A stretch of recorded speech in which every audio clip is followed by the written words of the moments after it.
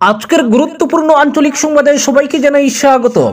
আজ 28 মে বুধবার। আজকের সন্ধ্যার বিশেষ বিশেষ খবর হলো কাটিগড়ায় বেশ কয়েকজন বাংলাদেশি আটক, বাজেয়াপ্ত 5টি অটো। হজযাত্রী নিয়ে বিমান লোহিত সাগরের উপকূলে বিধ্বস্ত, কি বলল মৌরিতানিয়ান এয়ারলাইন্স? এ ব্যাপারে বিস্তারিত থাকবে প্রতিবেদনে। বিশ্বাস যেখানে প্রবল, বাধা সেখানেই হার মানে লিবিয়ান যুবকের অবিশ্বাস্য হজযাত্রা। অপারেশন সিন্দুরের সাফল্য উদযাপন, আইপিএল ফাইনালে আমন্ত্রণ সেনাবাহিনীর 3 প্রধানকে। জোর করে সীমান্তে ঠেলে দেওয়া নিয়ে শ্বেতপত্র দাবি করলেন বিশিষ্ট আইনজীবী হাফিজ রশিদ আহমেদ চৌধুরী। রাজ্যের পরিবহন সমস্যার সমাধানে রেলমন্ত্রীর সঙ্গে বৈঠক মুখ্যমন্ত্রী হিমন্ত বিশ্বের। গৌরবের নেতৃত্বে 26-এর নির্বাচনের জন্য প্রস্তুতি কংগ্রেসের। কেবল এপিসিসি নয়, এআইসিসিতেও মুখ্যমন্ত্রীর এজেন্ট। পরিকাঠামোর অভাবে দুঃখে ভাঙ্গা সাব রেজিস্ট্রার অফিস, অফিস রুমে জল, অস্বাভাবিক ইন্টারনেট পরিষেবা। এবং সর্বশেষ খবরটি হলো নকল করার বুদ্ধিও নেই, পাকিস্তানকে বোকা ভাড় বলে কটাক্ষ আসাদউদ্দিন ওয়াইসির। এবারে শুনুন বিস্তারিত খবর। কাটিগড়া থেকে বাংলাদেশের নাগরিককে আটক করল পুলিশ। কাটিগড়ার জালালপুর অঞ্চলে মঙ্গলবার রাতে সন্দেহজনকভাবে ঘোরাফেরা করতে 5টি অটো আটক করে তল্লাশি চালান স্থানীয় জনগণ। 5টি অটোতে প্রায় 35 জন বাংলাদেশি ধরা পড়েন। তাদের মধ্যে পুরুষ, মহিলা ও শিশুরাও রয়েছে। এদের মধ্যে কয়েকজন রোহিঙ্গাও থাকতে পারেন বলে সন্দেহ করা হচ্ছে। জানা যায় তারা যশোর বেনপাল সীমান্ত পার হয়ে অবৈধভাবে পশ্চিমবঙ্গে প্রবেশ করেছিলেন। ভারতের দালালের সহায়তায় আধার কার্ড তৈরি করে আহমেদাবাদ গিয়েছিলেন। ফের দালালের সহায়তায় বাংলাদেশে ফিরিয়ে দিতে চেষ্টা করার সময় কাটিগড়ায় ধরা পড়ে যান। খবর পাওয়ার সঙ্গে সঙ্গে ঘুমরা অনুসন্ধান কেন্দ্রের পুলিশ ঘটনাস্থলে উপস্থিত হয়ে তাদের আটক করে হেফাজতে নিয়ে যায়। পাশাপাশি 5টি অটো বাজেয়াপ্ত করে পুরো ঘটনার তদন্ত শুরু করে পুলিশ। অপরদিকে মৌরিতানিয়ার 210 জন হজযাত্রীকে বহনকারী একটি বিমান লোহিত সাগরের উপকূলে বিধ্বস্ত হওয়ার খবরটি স্রেফ গুজব বলে দাবি করেছে মৌরিতানিয়ান এয়ারলাইন্স। মঙ্গলবার হঠাৎ বিমান বিধ্বস্তের খবর ছড়িয়ে পড়লে সামাজিক মাধ্যমে উদ্বেগের সৃষ্টি হয়। তবে এয়ারলাইন্স কর্তৃপক্ষ নিশ্চিত করেছে সব হজযাত্রী নিরাপদে সৌদি আরবে পৌঁছেছেন। বিভিন্ন মাধ্যমে ছড়িয়ে পড়া খবরে দাবি করা হয়েছিল মৌরিতানিয়া থেকে সৌদি আরবগামী হজযাত্রী বহনকারী একটি বিমান লোহিত সাগরের উপকূলে বিধ্বস্ত হয়েছে। প্রাথমিক রিপোর্টে দাবি করা হয় হজ পালনের উদ্দেশ্যে পবিত্র ভূমির দিকে যাওয়ার সময় বিমানটির সঙ্গে রহস্যজনকভাবে যোগাযোগ বিচ্ছিন্ন হয়ে যায়। তারা গণমাধ্যমকে নির্ভুল তথ্য প্রচার করা এবং ভুয়া খবর ছড়ানো থেকে বিরত থাকার আহ্বান জানিয়েছে। একই সঙ্গে গুজব ছড়ানোর বিরুদ্ধে আইনি ব্যবস্থা নেওয়ার কথা বলেছে প্রতিষ্ঠানটি। আরেক গণমাধ্যম MASDR নিউজ জানিয়েছে মৌরিতানিয়ান হজযাত্রীবাহী বিমান সংক্রান্ত প্রচারিত খবরটি ভিত্তিহীন ও মিথ্যা। সরকারি সূত্র জানিয়েছে লোহিত সাগরের উপকূলে বিমান বিধ্বস্ত হওয়ার খবরটি ভুল এবং প্রচারিত ভিডিওটি ভুয়া।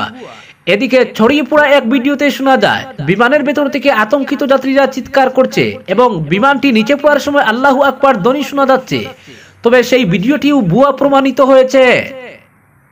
অপরদিকে অলৌকিক হস্তক্ষেপ, 2বার বিমান থামিয়ে হজযাত্রায় এক ব্যক্তির যাত্রা, এক অসাধারণ ঘটনার মোড় যা সোশ্যাল মিডিয়ায় আলোড়ন সৃষ্টি করেছে। একজন লিবিয়ান ব্যক্তির হজযাত্রা কোনো সাধারণ যাত্রার মতো ছিল না, যা জনপ্রিয় প্রবাদকে আরো শক্তিশালী করেছে। যাকে আল্লাহ ডাকেন তাকে কেউ আটকাতে পারে না। আমির আল মাহদি মনসুর আল গদ্দাফির অবিচল বিশ্বাস এবং ঐশ্বরিক ইচ্ছার প্রতি আস্থা মক্কার পবিত্র শহরে তার তীর্থযাত্রা নিশ্চিত করতে একটি গুরুত্বপূর্ণ ভূমিকা পালন করেছে। ঘটনাটি শুরু হয়েছিল বিমানবন্দরে যখন নিরাপত্তা কর্মীরা গদ্দাফি পদবি দেখে সতর্ক হয়ে আমিরকে কাউন্টারে দীর্ঘ জিজ্ঞাসাবাদের জন্য আটকে দেন। এই দীর্ঘ জিজ্ঞাসাবাদের কারণে তিনি তার নির্ধারিত ফ্লাইটটি মিস করেন। ফলে তার দল চলে গেলেও তিনি একা বিমানবন্দরে আটকা পড়ে যান। অদম্য এবং এই বিশ্বাসে অটল যে আল্লাহ তাকে তার ঘরে ডেকেছেন, আমির বিমানবন্দর ছাড়তে অস্বীকার করেন এবং নিরাপত্তা কর্মকর্তাদের সাথে ক্রমাগত তর্ক করতে থাকেন তার ঐশ্বরিক আহ্বান সম্পর্কে, যদিও তারা তাকে বাড়িতে ফিরে যাওয়ার জন্য রাজি করানোর চেষ্টা করছিলেন। আসল অলৌকিক ঘটনাটি ঘটে যখন তার বিমান, যা ইতিমধ্যেই উড়ে গিয়েছিল, একটি প্রযুক্তিগত ত্রুটির কারণে লিবিয়ার বিমানবন্দরে জরুরি অবতরণ করতে বাধ্য হয়। একটি অদ্ভুত মোড়ে পাইলট প্রাথমিকভাবে বিমানের দরজা খুলতে অস্বীকার করেন। ফলে আমির তখনও উঠতে পারেননি। যদিও এই সেটব্যাক তার হতাশা আরো বাড়িয়েছিল। ভাগ্য অন্য কিছু চেয়েছিল, বিমানটি আবার উড়ে যায়, কিন্তু শীঘ্রই আরেকটি প্রযুক্তিগত ত্রুটির সম্মুখীন হয়ে বিমান, যার ফলে তাকে দ্বিতীয়বার লিবিয়ায় ফিরে আসতে হয় বিমানটিকে। যাত্রী এবং ক্রুদের মতে দ্বিতীয় অবতরণের পর ক্যাপ্টেন নাকি ঘোষণা করেছিলেন, আমি শপথ করে বলছি যে আমির আমাদের সাথে এই বিমানে না থাকলে আমি আবার উড়ব না। ঘটনার এক চমকপ্রদ মোড়ে কর্তৃপক্ষ আমির গাদ্দাফির পথ পরিষ্কার করে দেয় এবং তিনি অবশেষে তৃতীয় চেষ্টায় বিমানে আরোহণ করেন, যাকে অনেকে উচ্চ শক্তির দ্বারা পরিচালিত একটি অলৌকিক যাত্রা বলছেন। এই অবিশ্বাস্য অভিজ্ঞতা সম্পর্কে বলতে গিয়ে আমির কেবল বলেছিলেন, আমি শুধু হজে যেতে চেয়েছিলাম এবং আমি বিশ্বাস করতাম যে যদি এটি আমার জন্য লেখা থাকে তবে কোনো শক্তি এটিকে আটকাতে পারবে না। বিমানের ক্রুদের সাথে আমিরের একটি ছবি তখন থেকে ভাইরাল হয়েছে, যা সমস্ত প্রতিকূলতার বিরুদ্ধে বিশ্বাসের বিজয়ের প্রতীক। অপরদিকে অপারেশন সিন্দুরের সাফল্য উদযাপন, আইপিএল ফাইনালে আমন্ত্রণ সেনাবাহিনীর 3 প্রধানকে, যা আন্দাজ করা গিয়েছিল শেষ পর্যন্ত তাই হচ্ছে।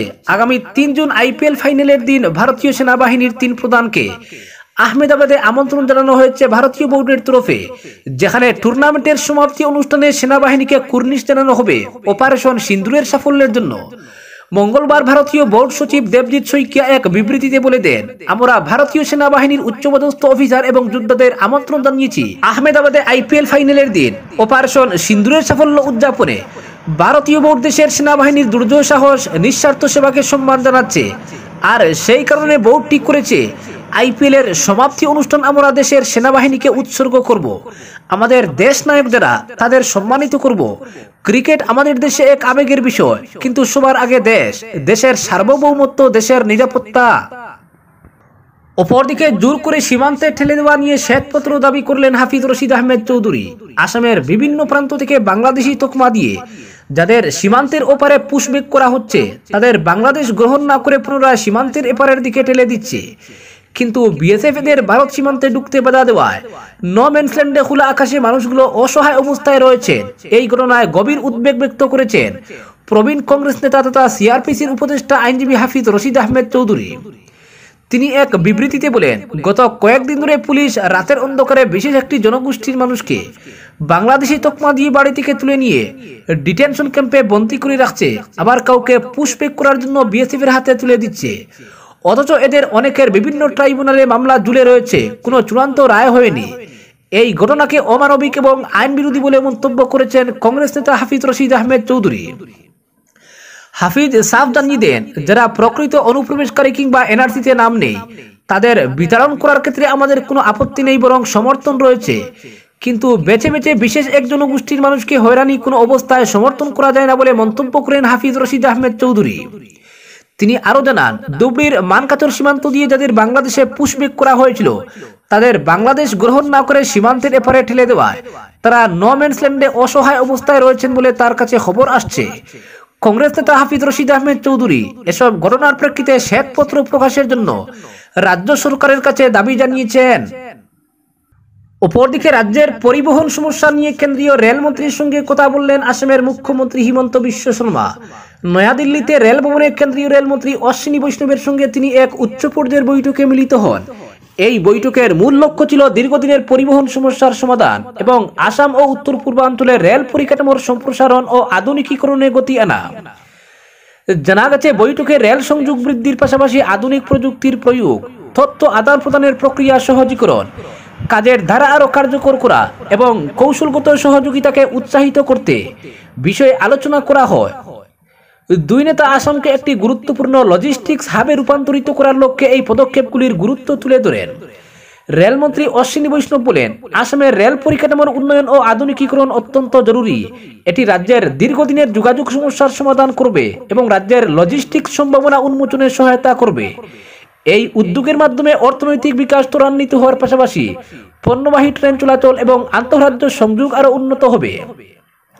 এদিনের বৈঠকে মুখ্যমন্ত্রীর সঙ্গে উপস্থিত ছিলেন রাজ্যের মুখ্য সচিব রবি কুটা, মুখ্যমন্ত্রীর মুখ্য সচিব কে দ্বিবেদী এবং আসাম ভবনের রেসিডেন্ট কমিশনার কবিতা পদ্মনাভন।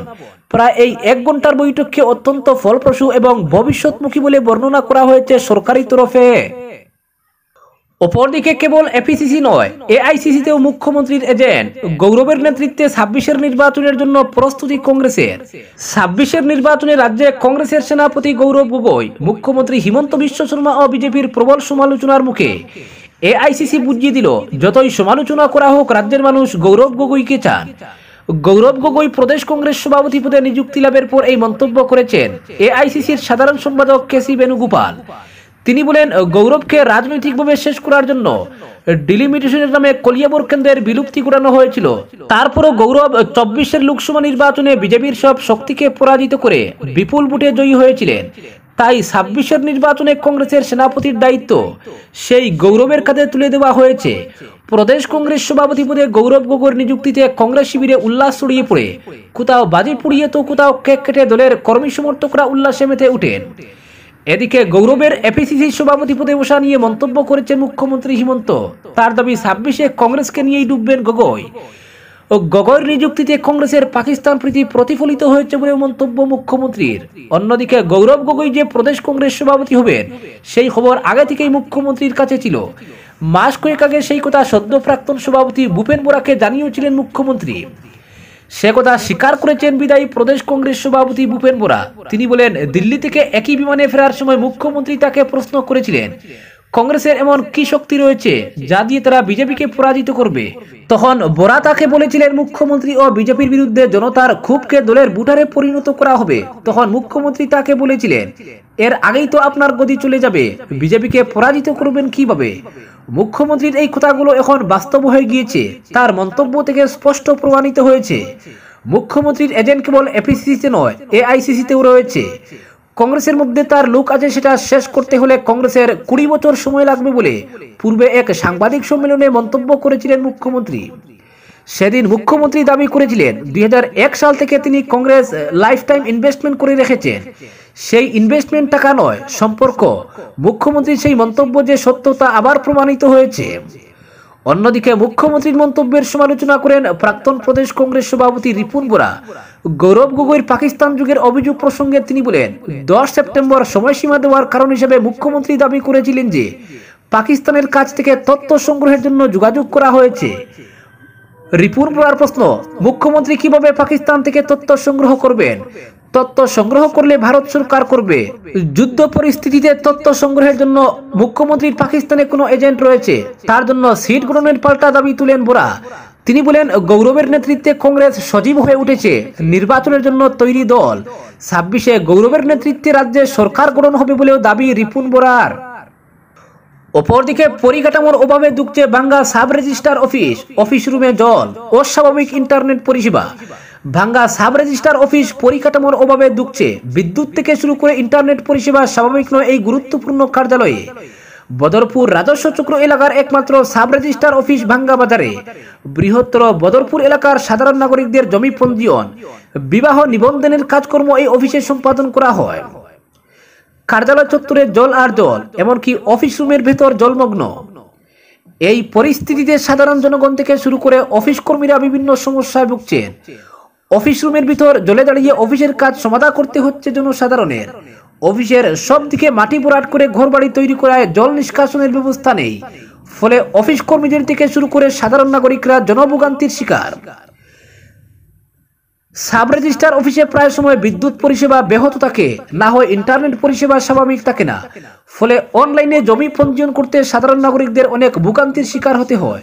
সাব রেজিস্ট্রার অফিসে প্রয়োজনীয় কাজে আসা বাসিতুর রহমান ক্ষোভের সুরে বলেন, বদরপুর প্রয়োজনীয় নেতৃত্বের অভাবে দুঃখছে। বিগত কয়েক বছর ধরে বিধায়ক আব্দুল আজিজ অসুস্থ থাকলেও তার প্রতিনিধি কার্যত অচল। বদরপুরের এই গুরুত্বপূর্ণ কার্যালয় নিয়ে শাসক দল উদাসীন। প্রতি সপ্তাহে কয়েক লক্ষ টাকা রাজস্ব আদায় হলেও পরিকাঠামোর উন্নয়নে কেউ সদর্থক ভূমিকা নেননি। উল্লেখ্য, 2022 সালের ফেব্রুয়ারিতে ভাঙ্গা সাব রেজিস্ট্রার অফিসের নিজস্ব বিল্ডিং এর জন্য মাসলি গাঁও পঞ্চায়েত অফিসের পাশে আনুষ্ঠানিক শিলান্যাস করেছিলেন তৎকালীন সার্কেল অফিসার তোয়াহির আলী। কিন্তু আজ পর্যন্ত কার্যালয় সেখানে স্থানান্তরিত হয়নি। বছরের পর বছর ভাড়াটে করে অফিসের কাজকর্ম চলছে। জল নিষ্কাশনের ব্যবস্থা, নিয়মিত রক্ষণাবেক্ষণ ও পরিকাঠামোর উন্নয়নে জনপ্রতিনিধিদের এগিয়ে আসতে আহ্বান জানিয়েছেন এলাকার সচেতন মহল। অপরদিকে নকল করার বুদ্ধিও নেই, পাকিস্তানকে বোকা ভাড় বলে কটাক্ষ ওয়েসির। নকল করার বুদ্ধিও নেই, পাকিস্তানকে বোকা ভাড় বলে কটাক্ষ করলেন অল ইন্ডিয়া মজলিসে ইত্তেহাদুল মুসলিমিনের সাংসদ আসাদুদ্দিন ওয়েসি। বিজেপি সাংসদ বৈজয়ন্ত পান্ডার নেতৃত্বাধীন সর্বদলীয় প্রতিনিধি দলের সদস্য ওয়েসি কুয়েতে রয়েছেন বর্তমানে, সেখান থেকেই পড়োশি দেশকে নজিরবিহীনভাবে খোঁচা দিলেন সাংসদ ওয়েসি। আসলে চীনের সামরিক মহড়ার ছবিকে ভারতের বিরুদ্ধে সাফল্যের প্রমাণ হিসেবে তুলে ধরার চেষ্টা করে তীব্র কটাক্ষের মুখে পড়েছে পাকিস্তান। সম্প্রতি ফিল্ড মার্শাল পদে উন্নীত হওয়ার পরেই একটি হাই প্রোফাইল নৈশভোজের আয়োজন করেছিলেন মুনির। সেখানে আসিফ মুনির প্রধানমন্ত্রী শাহবাজ শরীফকে একটি চীনা সামরিক মহড়ার একটি পুরনো ছবি উপহার দেন। ভারতের বিরুদ্ধে সামরিক জয়ের প্রমাণ হিসেবে সেই ছবি দেওয়া হয়েছিল।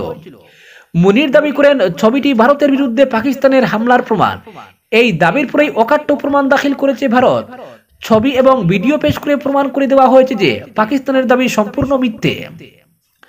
পাকিস্তানের ছবি চুরি নিয়ে খোঁচা দিতে গিয়ে এআইএমআইএম সাংসদ বলেন, চীনের সামরিক মহড়ার ছবিকে ভারতের বিরুদ্ধে যুদ্ধ জয়ের ছবি বলে চালাচ্ছে পাকিস্তান।